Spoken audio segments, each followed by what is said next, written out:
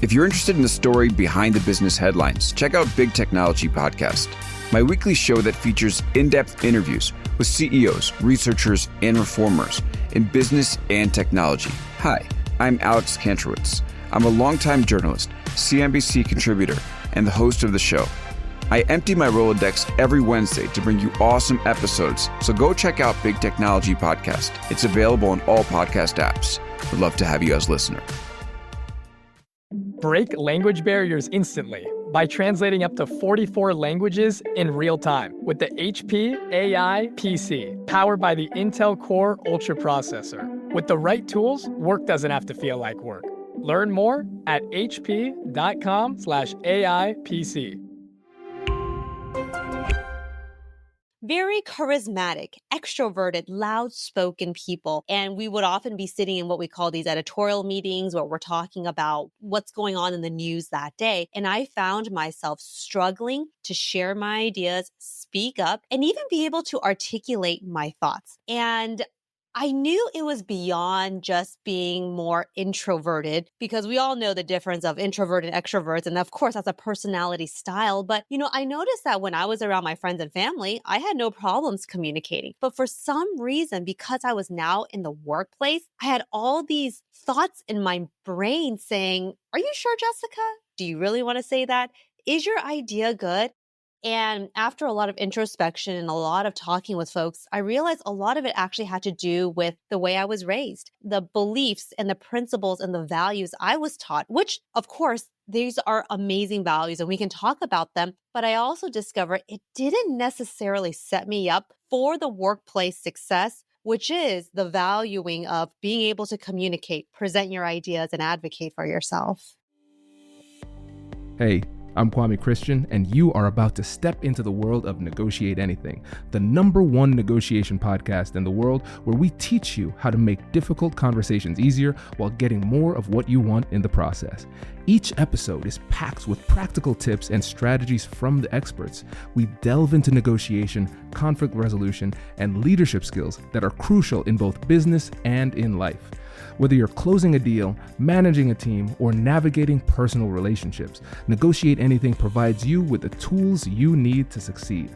Our conversations are real, relatable, and most importantly, rooted in practicality. So if you're ready to transform your conversations and elevate your negotiation skills, join me on Negotiate Anything. Subscribe and listen on Apple Podcasts, Spotify, or wherever you love to listen. Let's make every conversation a winning negotiation. Jessica, thanks for joining us today. Thanks so much for having me. It is our pleasure. So how about you get us started by telling us a little bit about yourself and what you do? Yes. So I'm a former Emmy Award-winning TV journalist. I was a journalist for about 10 years, all across here in the US. So at the ABC, NBC stations. I was working in New York for a few years. I was in that industry for about 10 years before transitioning out and starting my own communications training company. So now we focus a lot on teaching things like cross-cultural communications, developing executive presence, advocating for yourself, and just your basic presentation skills. So anything under the world of communications, we do now. Incredible. And one thing I'm curious about, what was it in your calling or your passion that led you to do this work? To transition out of news and start my own company. Mm-hmm. Yeah. So the reason why I decided to leave and start Soulcast Media was because communications was not something I was good at personally. When I first started working as a journalist, I struggled terribly. If you can imagine starting off on TV, you are surrounded by a ton of very charismatic, extroverted, loud-spoken people. And we would often be sitting in what we call these editorial meetings where we're talking about what's going on in the news that day. And I found myself struggling to share my ideas, speak up, and even be able to articulate my thoughts. And I knew it was beyond just being more introverted, because we all know the difference of introvert and extroverts. And of course, that's a personality style. But, I noticed that when I was around my friends and family, I had no problems communicating. But for some reason, because I was now in the workplace, I had all these thoughts in my brain saying, "Are you sure, Jessica? Do you really want to say that? Is your idea good?" And after a lot of introspection and a lot of talking with folks, I realized a lot of it actually had to do with the way I was raised, the beliefs and the principles and the values I was taught, which, of course, these are amazing values and we can talk about them. But I also discovered it didn't necessarily set me up for the workplace success, which is the valuing of being able to communicate, present your ideas, and advocate for yourself. Incredible. Yeah, and I think a lot of people can relate to that. And I wanted to start off there because, first of all, I'm a child of immigrants as well, so I can empathize to a certain extent. But also, I think it gives us an additional layer of introspective analysis where we can say, all right, what else could be leading to this performance gap in whatever the circumstance is? And so I think this is incredibly helpful from that perspective. And this offers us a really smooth segue into your book that just came out. Congratulations, by the way. Thank you. I'm very excited. It's now out. Yes. So tell us a bit about that. Yeah, so the reason why I wrote this book was because I wanted to help those who don't consider themselves that assertive type, that outspoken type. And there's folks like that we see in the workplace where chiming in during meetings, public speaking, right, sharing their ideas, that is no problem for them, right? But I know there's a group of us who might struggle with that. And that was me. And so I remember when I was trying to level up my own communication skills, I would always read these communications books because there's tons out there. But I always felt like a lot of it was about how can you change yourself to be more loud, more outspoken. But I felt like a lot of the things that I wanted to keep within me, and a lot of these are the things that I was raised with. So for example, things like being more humble, being more modest, right? I remember being taught by my parents who are also immigrants. They immigrated here to the US with the mentality of you just work hard, you're diligent, kind of keep your head down, don't seek the spotlight. And I think there is value in traits like that, right? But it's kind of like, how do you find that balance? How do you still hold on to these very powerful traits, which I actually call quiet culture traits in the book, but still succeed and get noticed at work for the right reasons in a loud culture workplace? Because in my book, I make the argument how in many westernized corporate global workplaces, there is that emphasis in rewarding and even expecting people to embody loud culture traits. So loud culture traits are things like the ability to speak up, the ability to talk about yourself, not shying away from conflict and being able to talk about your wins, right? So it's like, how do you find that balance? Because for me, honestly felt like a huge culture shock when I first started working. So this book, Smart Not Loud, is really teaching folks how they can do that, get into the right mindset, and take a more proactive approach to their career.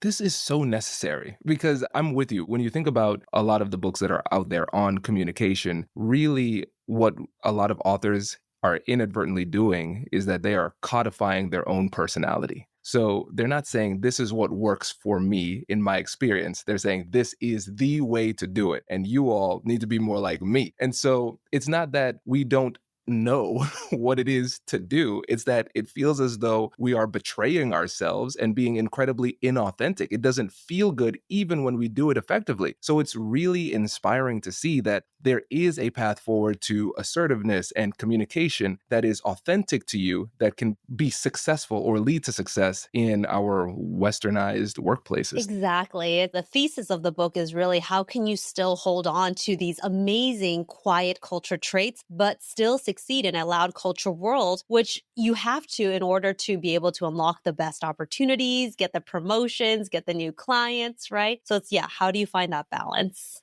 Oh, this is great because now we can succeed on our own terms. And I think about the struggle that so many people have with imposter syndrome, where there's a mismatch between our self-perception and our concerns about how other people might end up perceiving us. And I feel like that would be just amplified exponentially when we are actually truly operating as an imposter, betraying who we truly are in order to get to where we want to be too. Exactly. So yeah, the book, it really starts out with getting into the right mindset because even though I teach communications and that's what I do, a lot of times I realize if we're not in the right headspace, you can learn all the theories, all the tactical tips, all the frameworks, but if you don't have that inner self-confidence to know what you say matters, to know that your work matters, then all those tips are just going to feel very theoretical in many ways, right? So I think getting into the right headspace of knowing that your work matters, Your thoughts are absolutely valued. It's just, you got to reframe it a little bit. And that's kind of what I talk about. It's like, how can you think about your work a little bit differently? And ultimately, it does come down to always remembering, who are you communicating with? What do they care about? And how can you tailor your message to them? Because that is the mark of a great communicator. It's always remembering those things.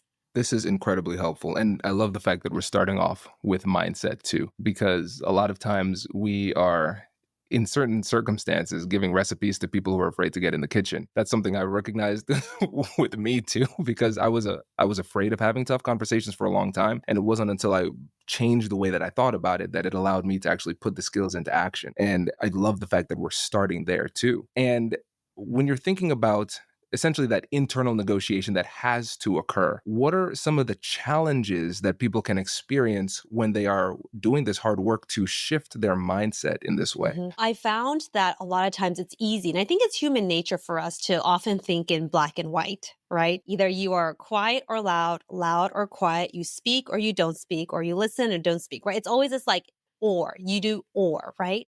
And I think the biggest mindset shift, and this is including for me too, is there's a lot of gray in between. So in the reframes that I teach, it's not being quiet or loud, right? That's not necessarily the focus here. It's thinking about, what are the key things to focus on so you can approach work more strategically. So I kind of touched on, and I teased this already a little bit, but from a communication standpoint, for example, it's not thinking about, should I listen or should I speak? It's more about when I speak, right? It's how do I tailor it to my audience? So it's not like yes or no, black and white. It's when I do, how do I tailor it, right? Or thinking about the work that you do. Many of us are working at a company, or maybe we are entrepreneurs and we got things we got to do, right? It's like projects people assign to us or things that we have to get done. But instead of just seeing the work as I got to just do the work, which for me was what I was taught growing up in a very traditional and conservative family, it was like,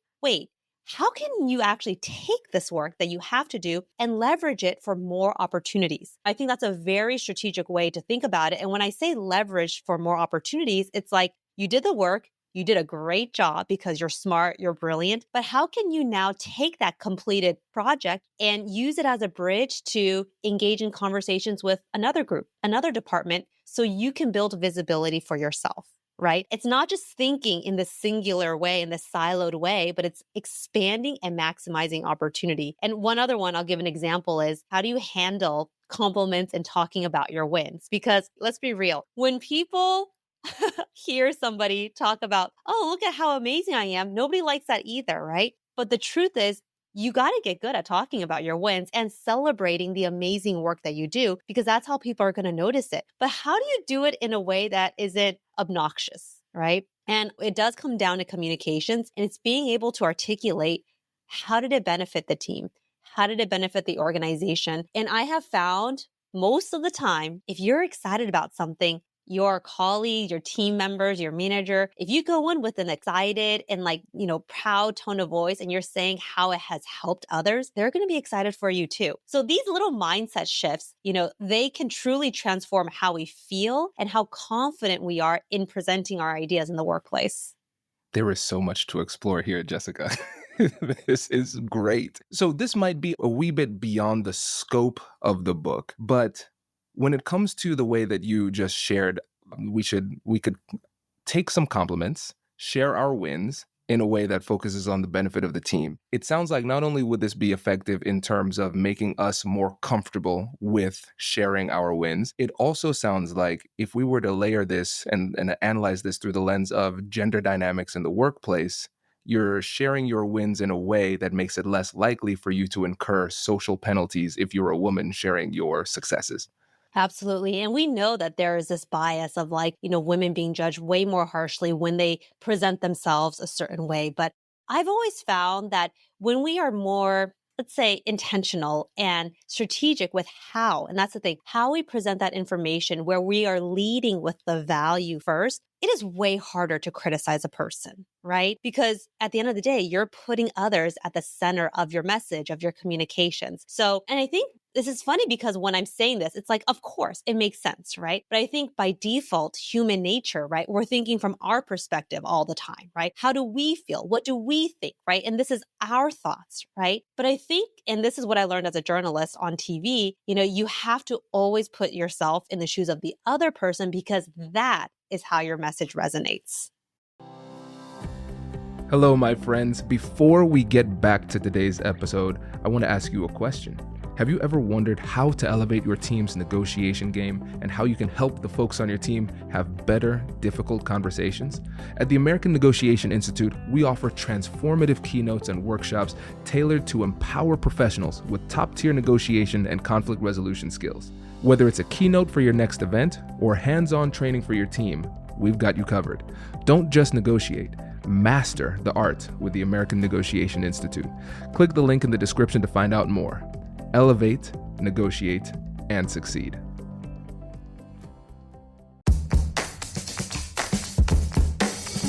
Hey you, I'm Andrew Seaman. Do you want a new job? Or do you want to move forward in your career? Well, you should listen to my weekly show called Get Hired with Andrew Seaman. We talk about it all. And it's waiting for you, yes you, wherever you get your podcasts. Introducing the HP AI PC, your powerful AI assistant. Easily search through personal files, gain valuable insights, and make smarter, more informed business decisions. Unlock the future of work today with the HP AI PC, powered by the Intel Core Ultra processor.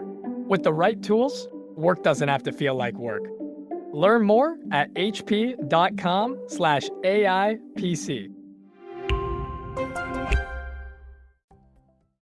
Yes, spot on. And it's something that takes a lot of practice if you want to be able to do it fluidly in the moment. And so as you're starting to do this, you might recognize it's a little bit effortful. Just take the time to prepare beforehand. But then as you start to get more comfortable doing it, it'll flow a little bit more naturally too. Exactly. I remember early on, I had an editor and he would always challenge me in the sense where I would present an idea and he would always follow up with this question, but why should people care? And I remember that question so clearly because it almost was like a practice. He constantly would ask me that follow-up question, but Jessica, why would people care? Why should people care? And even though many of us might not have a manager asking us that question constantly like I did, but I do think reminding ourselves of that in whatever industry you're in is a very helpful mindset to adopt. Brilliant. I agree 100%. And one of the things that you've mentioned is the concept of assertiveness. And I think a lot of times we can talk about assertiveness without fully appreciating the complexity of it. And so I want to give you an opportunity to just talk about what it really means to be assertive in the workplace. And then we can talk about how we can actually be assertive while still being authentic in these conversations too. So the word assertiveness is such an interesting word to me because I remember, early on, and including a lot of folks who want to work with us, they're like, the feedback that I get from my manager is that I got to be more assertive in meetings. I hear that all the time, where this is during performance reviews, where somebody will say their manager told them that they got to speak up, right? And sometimes I feel like just that word in it of itself can cause a sense of defensiveness, right? Because maybe that's just not our style. So the way I like to think about it and the way I approach it, instead of thinking about being more assertive, how can you better advocate for yourself? And I love that because when you think about it as how can you better advocate for yourself, now we're talking about like things we can do. And so in the book, I actually have a framework because sometimes even just saying the words, you got to advocate for yourself. It's like, okay, but what do I actually do? So there's 4 things that I always want folks to keep in mind. It actually is the acronym called ACT, ACCT. You got to act at work. You got to embody act in the workplace. So I'll just run through this really quickly so you can get a sense of advocating for yourself. So advocating for yourself means A, asking for what you want. You can't assume people know what you want, even though you're terribly interested in it and you know it's a great idea. You got to ask for it. The second one is a C, which is you got to circle back. Oftentimes, the first time we present an idea, we ask for something. It's what I call the seeding of that idea. People might not be ready to give you an answer. People might need to think about it. You got to circle back because that's how you can also show and keep it top of mind. The third one is also a C, ACCT, and that means celebrate your wins. It's being able to talk about the amazing work that you're doing. So you got to celebrate it because you cannot assume that people know about your brilliant work. And then finally, the T is turn down request. Basically knowing and learning how to say no, turning down requests. Because at the end of the day, our time is precious. We only have X amount of hours every day. So when people are thinking about, oh, I got to be more assertive at work, why don't we think about how can I better advocate for myself in the workplace? And how can I embody asking, circling back, celebrating, and getting good at turning down requests? Oh man. See, Jessica, now I'm annoyed. I am annoyed that I did not think of this because this is so good. You've made it so clear because I think about how many times people fail at each of these levels. So we get all up in our head. We assume that people know what we want, so we don't ask. And then we get annoyed because they weren't reading our mind. And then we say, okay, I'm going to muster up the strength to finally ask. And then we ask and then we never follow back up. Right? And then we never talk about how the person's assistance has helped us to celebrate, to win. So we don't celebrate those wins and share how, hey, you helped me. You should keep on doing that because it helped us collectively. And then turning down requests, setting boundaries is one of the hardest parts of self-advocacy and assertiveness. And you just put it together in this incredible acronym. This is so helpful. And like you said, it's instructive because it can be really theoretical when we talk just in general with these nebulous concepts. Okay, be more assertive. Okay, well, what does that really mean? Well, it means speak up for yourself. Well, how do I do that? Do I just use random words? This actually makes it really concrete. This, kudos to you. You should write a book. That's a great idea.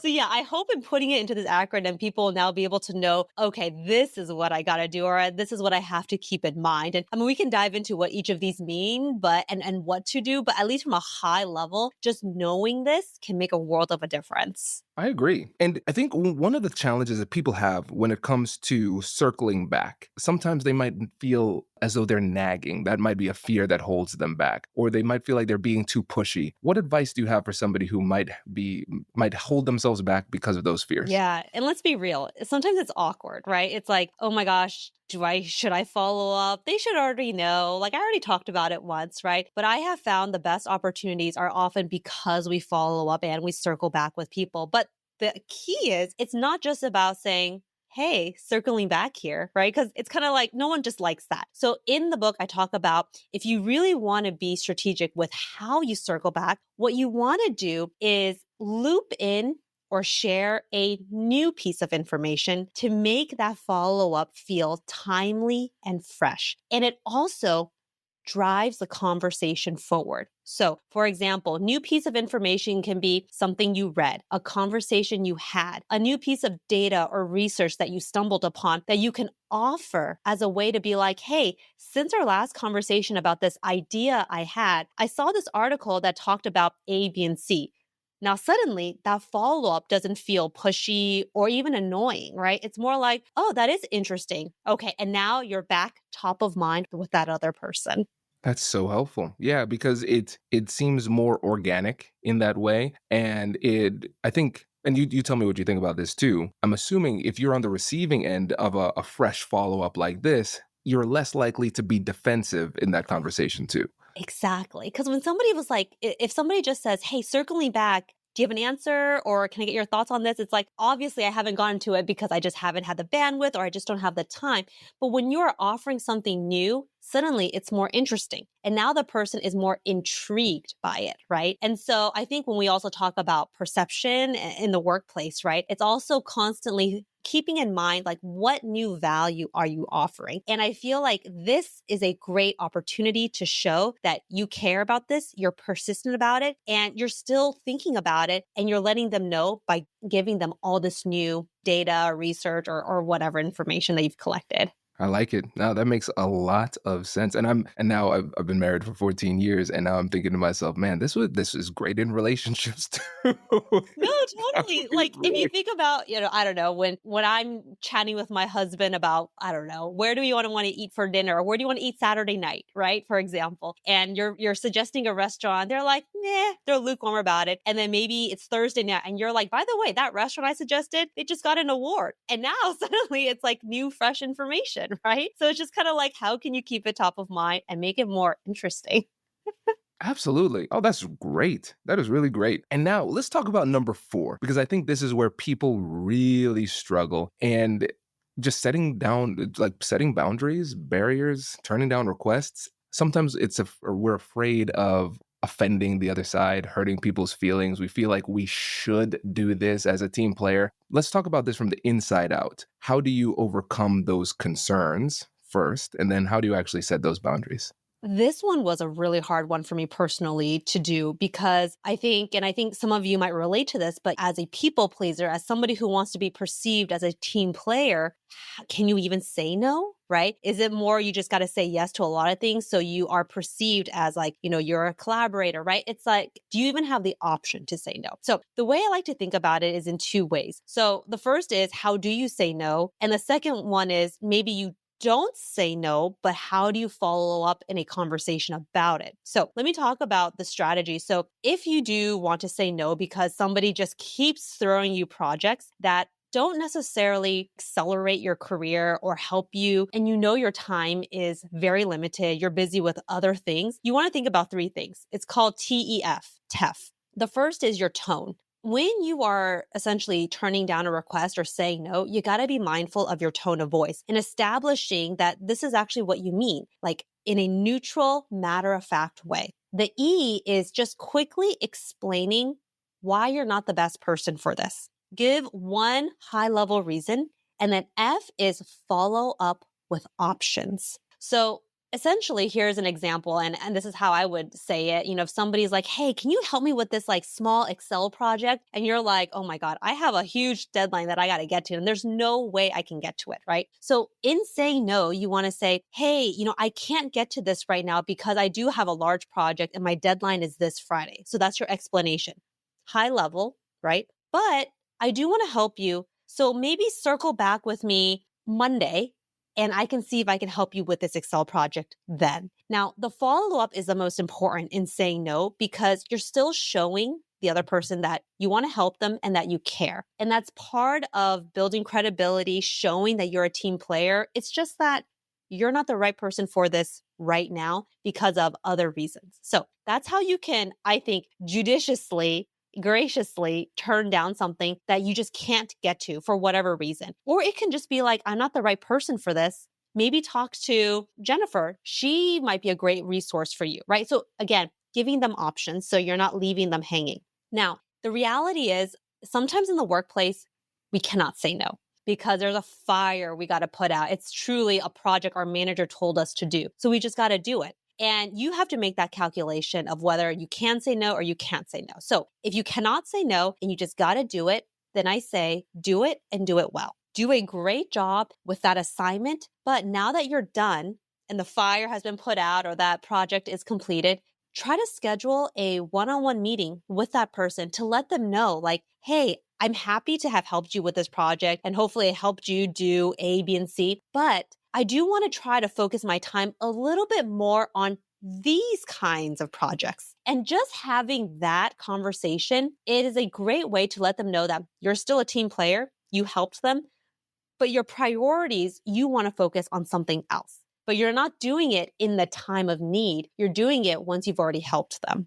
What I love about this, besides everything, is the fact that you have really painted a picture of how we can say no to the specific request while still saying yes to the person. And I think that's really powerful because just the approach helps us to overcome that fear because we're saying, I'm afraid of how they'll respond. I don't want to hurt their feelings. I don't want them to think I'm not a team player. But now you're saying, yes, I am a team player. And sometimes I cannot assist you. And I will still try to feed into the relationship and find other ways to assist you. And then the last part too, I think this is brilliant because you're right. There are going to be some times where you simply cannot say no. And when we have these conversations about difficult conversations in the workplace, one thing that's overlooked is our true source of leverage, which is the value that we bring. And so we often overlook the fact that we need to do the job and we need to be exceptional, because if you're not, then why would people want to be flexible with you in the future? So you're saying, hey, yes, I did this. It was tough.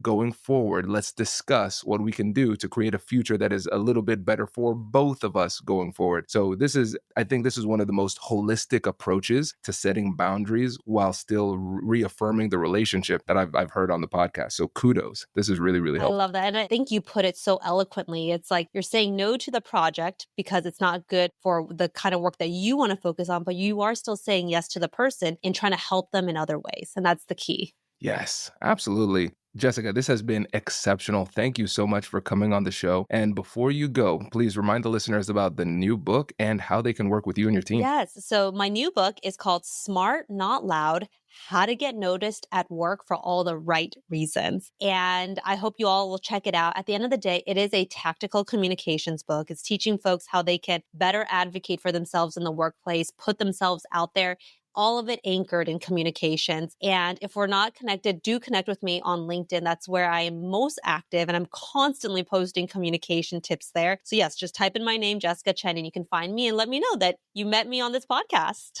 Amazing. Jessica, thank you so much for joining us. Really appreciate it. Thank you. Hey everyone, it's Kwame Christian, host of Negotiate Anything, asking you to please do not skip forward because this is not a commercial. Okay, I've got something for you. So we want to hear from you, our incredible listeners, because your feedback is super helpful in making the show even better.